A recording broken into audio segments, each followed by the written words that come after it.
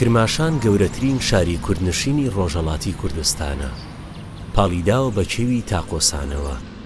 ئەم شارە یەکێکە لە کۆنترین شارەکانی کوردستان کە مێژووی دروستبوونی بۆ سەدەی چوارەمی زاینی دەگەڕێتەوە و پایتەختی ساسانیەکان بووە. پاش 11 سەدە لە هێرشی عەرەبەکان بۆ سەرەم شارە، لە سەردەمی قاجارەکان کرماشان سەر لە نوێشقڵی شاری بەخۆیەوە گرت. لە شۆڕشی ئازادیخوازی مەشورەتە خوازەکانی ئێران ڕۆڵی گرنگی ژێڕا، لە شەڕی جیهانی یەکەم و دووەم لەلایەن هێزە جیهانیەکان داگیرکرا و لە شەڕی 8 ساڵەی نێوان ئێران و عێراقیش زیانی گەورەی پێگەیشت.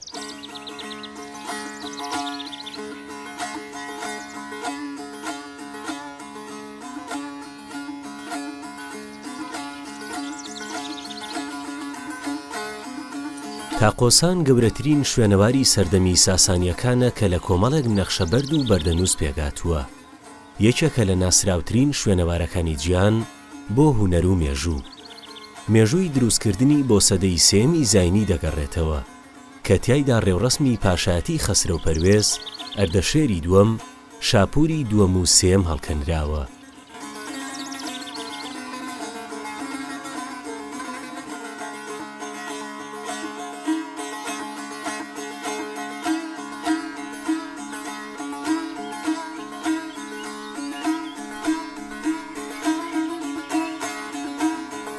لە بەشێکی دیکەی ئەم شاکارە مێژوویەدا ڕاوکردنی بەراز و ژەنینی ئامێری چەنگ لەلایەن ژەنیاران و هونەرمەندان هەڵکەنراوە و ئەو ڕاستیە دەسەلمێنێ. تاقۆسان هاوینە هەواری پاشا ساسانیەکان بووە و ئەم کێو و ئاو باخە شوێنی نمایشکردنی شانۆ، مۆسیقا، بۆنە ئاینی و نەتەوەییەکان بووە.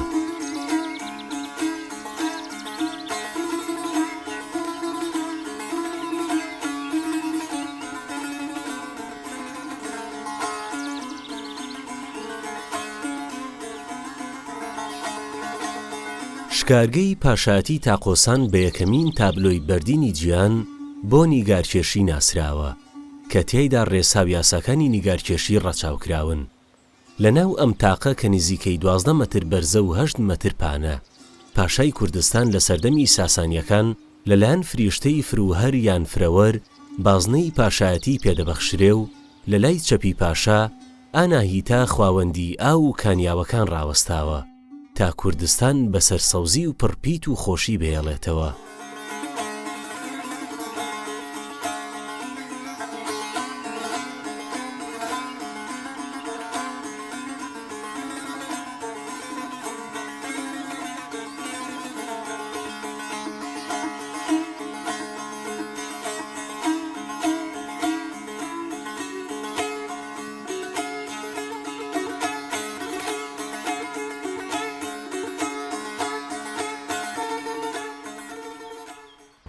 تاقبستان و آثار تاریخی مهم استان کرمانشاه است که ونو آثار ملی و آثار جهانی. این دو تاق ثبتیه و بسیار اثر مهمی که ونو تاریخ کرمانشاه. خدمت عرض بکنم مربوط به دوره ساسانیه قرن سوم میلادی. تاق بوچک و تاق گورا هر کدامه تاقیل یک تاریخی دارن و اشاره به یک پادشاهی کن و نو ایران. تاق بیچک راجع به شاپور دوم و سومه و تاق گورا راجع به خسرو پرویزه. چندین سنگنگاره هانوی تاقیله که به عنوان اولین روایتی سنگی تاریخ ولی اسپردنه، صحنه شکار گراز ها، صحنه اجرای موسیقی، یعنی اولین بار در تاریخ که تحت تأثیر و به واسطه نقاشی و سنگنگاری تولید بینه و ساخته بینه جز آثار مهم و نوعی زمینن. ئەم شوێنەوارە جیهانیە لە سەدەی 19 لەلایەن محەممەد عەلی میرزا لە سەردەمی قاجارەکان دەستی لێدراوە و زیانی زۆری بەرکەوتووە و نەخشی محەممەد عەلی میرزای کوڕی فەتح عەلی شای قاجاریان لەسەر ئەم شوێنەوارە هەڵکەندووە.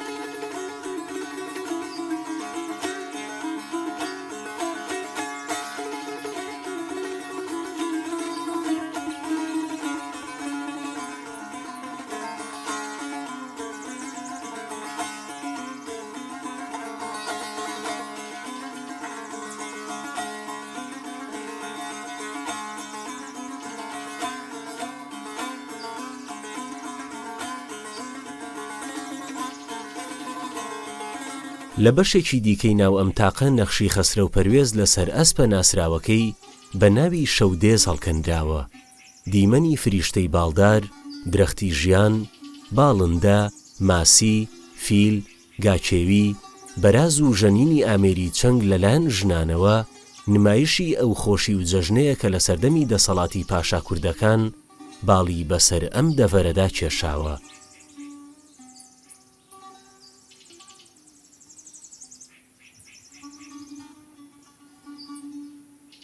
لە ناو تاقی بچووک نەخشی شاپوری دووەم و سێم هەڵکەندراوە و دوو بەردەنووسی بچووک بە خەتی پەهلەوی ئەم لاولای گرتوون. تۆزێ ئەولاتر لە پاڵتاقی بچووک ڕێوڕەسمی پاشایەتی ئەردەشێری دووەم نۆیەمین پاشای ساسانیەکان هەڵکەندراوە کە بە پێوە ڕاوەستاوە و دەستی چەپی لەسەر شمشێرە و بە دەستی ڕاستی خەریکە بازنەی پاشایەتی لە ئاهورامەزدا وەردەگرێ. لە پشت سەریەوە زەردەشت پێغەمبەری ئاشتی خوازی کوردان ڕاوەستاوە کە لە دەوری سەری خەرمانەی خۆر پرشەی دێ. لە ژێر پێی ئەردەشێری دووەم نەخشی ژولیان ئیمپراتۆری ڕۆما هەڵکەنداوە کە لە جەنگدا بەدیل گیراوە.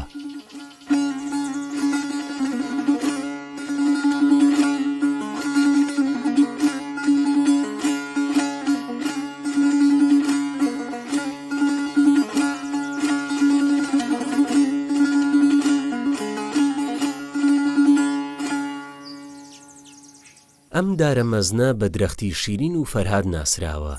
دانیشتوانی کرماشان پێیان وایە شیرین لە کاتی شکانی پێی ئەسپەکەی خەسرە و پەروێز لەم شوێنەدا عاشقی فەرهاد دەبێ و بۆ ڕێزگرتن لەو عاشقە ئەم درەختەی چاندووە کە تا ئێستاش بە داری شیرین و فەرهاد و داری عاشقە و ماشقە ناسراوە. تاقۆسان یا تاقی بەردی یەکێ لە قەدیمیترین ئاساری تاریخی دنیاس، بەردەنووسی دنیاس کە لە شاری کرماشان لە سەردەمی ساسانیەکانە دروست بووە. باسی تاجگوزاری خسە و پەرویز و شاپوری دووەمی تایە لەم بەردەنووسە. باسی ڕاو و شکاری خسە و پەرویزی تایە کە توانین بڵێن یەکێ لە ئەوەڵین ئەنیمەیشنەلی دنیاس کە لەیرا حەک بووە و لەو سەردەما وەکی ئۆرکسترایە بوو ئەیرا کە لێرە جەم بوونەسۆ پادشاهان و خەڵک بوون لەو سەردەما موسیقایان کردە.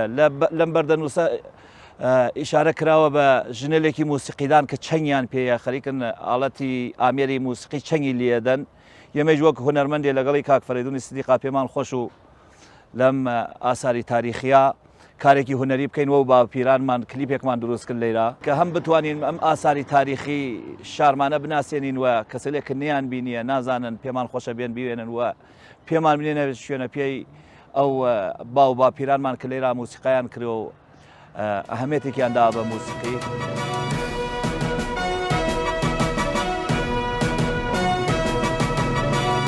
وەتەن جوانە جەم و ڕووبارەکانت، وەتەن بەرزە دەڵاو سەرشاخەکانت، وەتەن ڕەنگینە دەست دوو شاخ و داخت، وەگیان و دێل و ماڵ قوربانی خاکت، وەگیان و دێل و ماڵ قوربانی خاکت.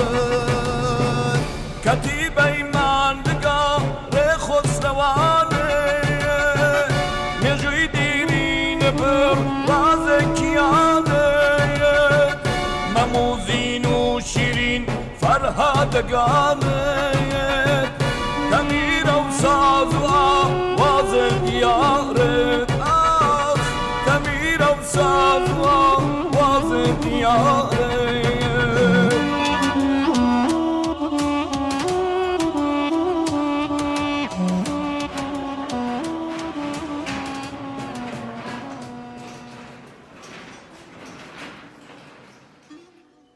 ئێرە تاریکە بازاڕە، بازاڕێکی کۆن و مێژووی کە زیاترین پیشە دەستیەکانی لەخۆگرتووە.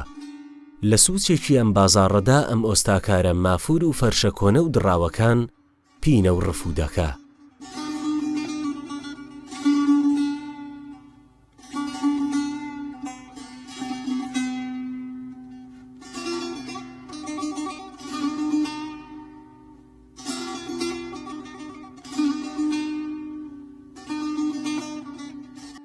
لەلایەکی ترەوە دووکانی دەستچنە کوردیەکان چاوەڕوانی هاتنی مشتەرین.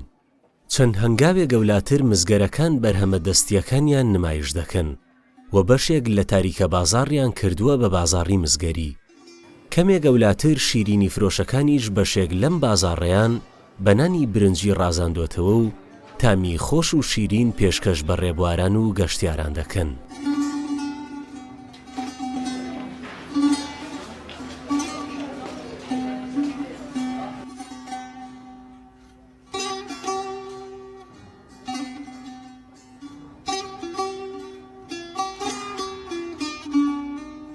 ئەم کێوە بەرز و مەزنە کێوی بێستونە، یەکێک لە ناسراوترین شوێنەوارەکانی جیهانی لەسەر هەڵکەندراوە.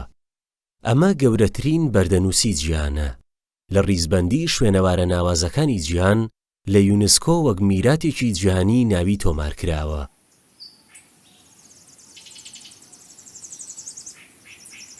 بێستون بە مانای وڵاتی خاوەندەکان یەکێک لە شوێنەوارە پیرۆزەکانی پەیڕەوکارانی زەردەشت بووە. یەکەم جار لە کتێبی دیۆدۆرۆسی سیکۆلۆسی یۆنانی باسی لێوەکراوە کە بەردەنووسی بێستون بەدەستی سمیرامیز شاژنی ئەفسانەی ئاشور هەڵکەندراوە و کێوی بێستون پێشکەش بە ئاهورا مەزداکراوە.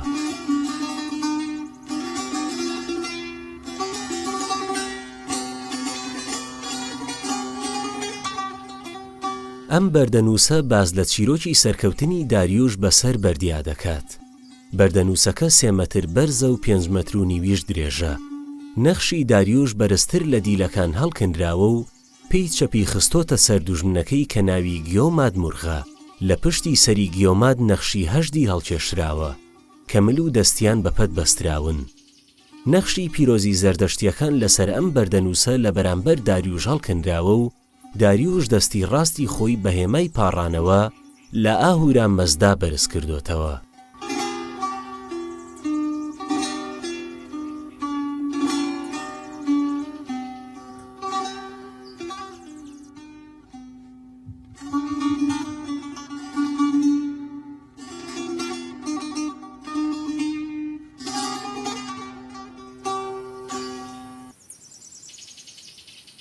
لە پاڵ بەردەنووسی بێستون پەیکەری هێرکل هەڵکەندراوە.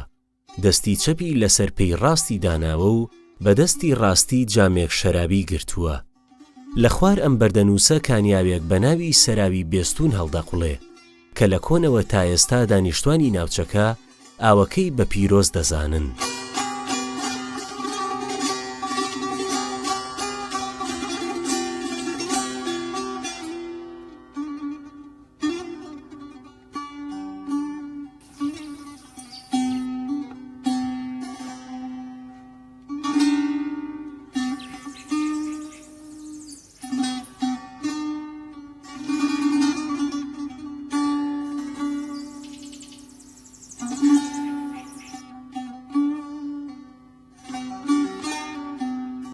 لەلایەکی ترەوە دیوارێکی تاشرا و بە درێژی 200 مەتر و بەرزی 36 مەتر هەڵکەندراوە کە بە فەرهاد تاژ یان دیواری فەرهادی کۆکە ناسراوە کە خەڵکی ناوچەکە دەڵێن فەرهاد تاشیوێتی تا نەخشی شیرینی لەسەر هەڵکەنێ، بەڵام مەرگ مۆڵەتی پێنەداوە. شوێنەوارناسانیش پێیان وایە ئەم شوێنە لە سەردەمی خەسرە و پەروێز بۆ بەردەنووز یان نەخشەبەرد ئامادەکراوە، بەڵام لەگەڵ نەمانی دەسەڵاتی خەسرە و پەروێز شوێنەکە بە ناتەواوی وەکو خۆی ماوەتەوە.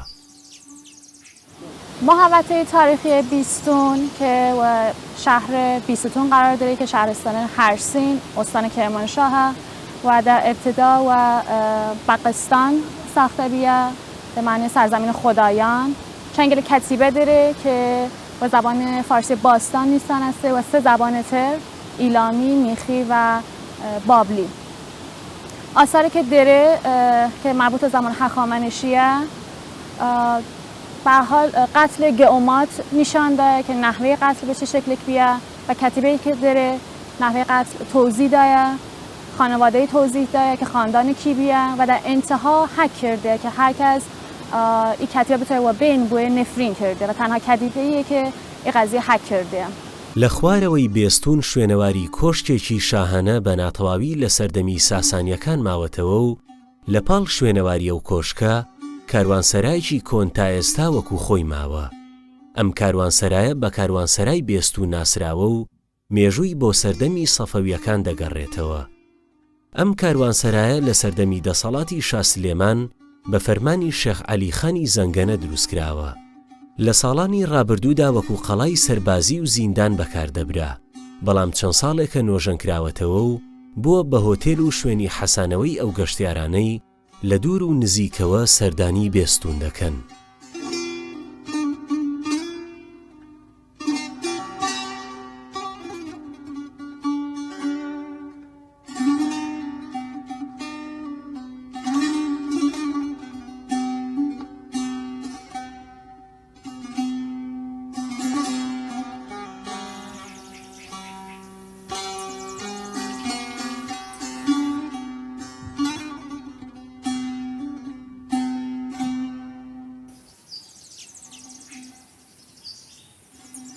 گۆڕدەغمەی سکوەند یان ئیسحاقوەند نزیکە لە شاری هەرسین و 75 کیلۆمەتر لە کرماشان دوورە.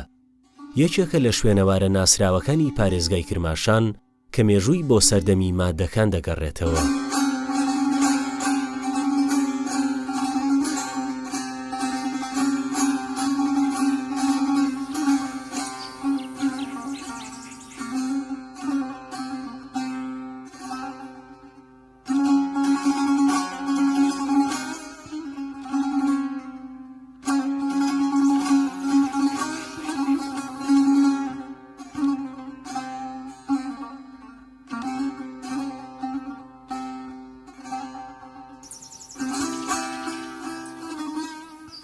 ئەم شوێنەوارە سێگۆڕی سەردەمی مادەکانە کە لە سەرچێوێکی بەرز هەڵکەنراون. لە ئاینی زەردەشتیدا باوەڕیان وابوو دەبێت تەرمی مردووەکان لە ناو دەخمەی سەربەردەکاندا بنێن تا هەڵە و باڵندەکان بیان خۆن. بیرۆکەی گۆڕی بەردین یان گۆڕدەخمە بۆ یەکەم جار لەلایەن مادەکانەوە بۆ ئەوە دەگەڕێتەوە کە مادەکان پێیان وابووە تەرمی مرۆڤ دەتوانێت چەندین زیان بە خاچی پیرۆز بگەێنێت. مادەکان بۆ ئەوەی بە دروستکردنی گۆڕستانەکان بەشێکی زۆر لە زەوی و زارەکانیان داگیر نەکەن، لەسەر هەر کێوێک تەنیا چەند گۆڕێکیان هەڵدەکەند و هەر کەس دەمرد تەرمەکەیان لەوێ دادەنا تا ببێتە خۆراکی باڵندە و بەو جۆرە پارێزگاریان لە پیرۆزبوونی خاک دەکرد کە خاک، ئاو، با و ئاگر 4 توخمی پیرۆز بوون بۆ زەردەشتیەکانی کوردستان.